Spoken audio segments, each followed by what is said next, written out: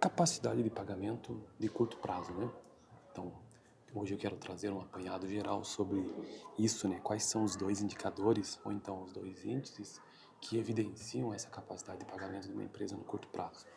Isso de acordo com a contabilidade empresarial, ou então a contabilidade gerencial. O livro-texto básico que eu estou usando é esse aqui, ó.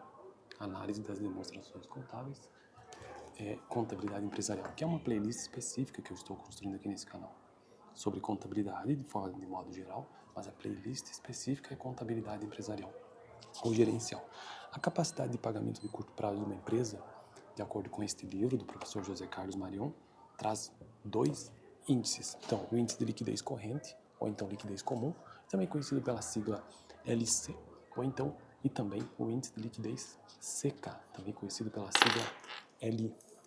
Esses dois índices, que evidenciam a capacidade de pagamento no curto prazo de uma empresa, eles mostram se essa empresa é capaz de quitar ou de pagar, ou de realizar, ou de honrar, né, com suas dívidas no curto prazo. O que é o curto prazo na contabilidade, seguindo a lógica do balanço patrimonial, que é o conjunto de bens, direitos e obrigações de uma empresa. É a demonstração contábil que evidencia, né, as obrigações, os direitos e os bens de uma empresa.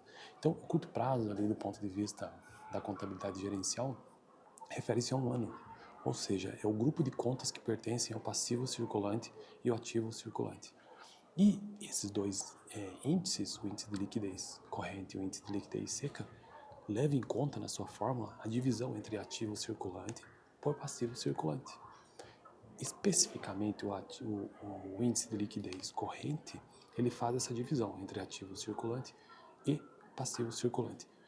Ambos têm uma interpretação bastante semelhante, exceto pela diferença que existe na própria fórmula, né?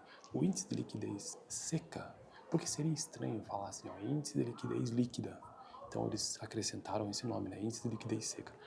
É a mesma fórmula, ativo circulante dividido por passivo circulante, exceto pela situação do estoque, em que ele é subtraído.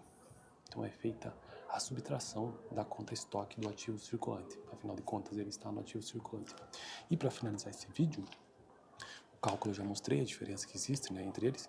A interpretação, no caso da liquidez corrente ou a liquidez comum, que é essa divisão entre ativo circulante e passivo circulante, significa mais ou menos isso, que para cada R$1 de dívida de uma empresa, por exemplo, vamos supor que o cálculo entre ativo circulante e passivo circulante tenha dado 1,70.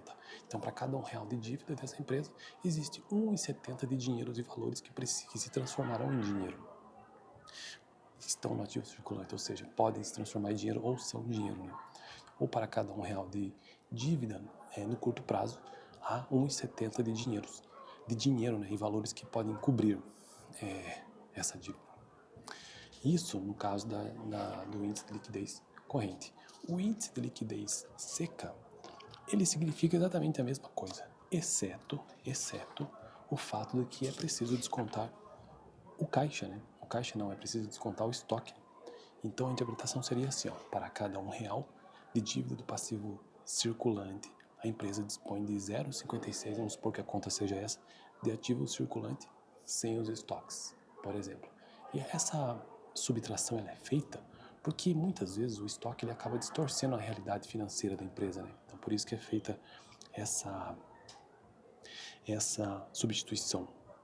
Nem sempre o índice de liquidez seca baixa é sintoma de situação financeira apertada. Veja, por exemplo, o supermercado, cujo investimento em estoque é elevadíssimo, em que não há duplicatas a receber, pois só se vende à vista. Nesse caso, esse índice só pode ser baixo. Então veja que cada setor em que uma empresa encontra-se interpreta de forma diferente esses índices. Beleza? Então eu fico por aqui. No próximo vídeo quero começar a tratar sobre os índices que evidenciam a capacidade de pagamento de uma empresa, mas no longo prazo. Esses de hoje são de curto prazo, passivo e ativo circulante. Valeu!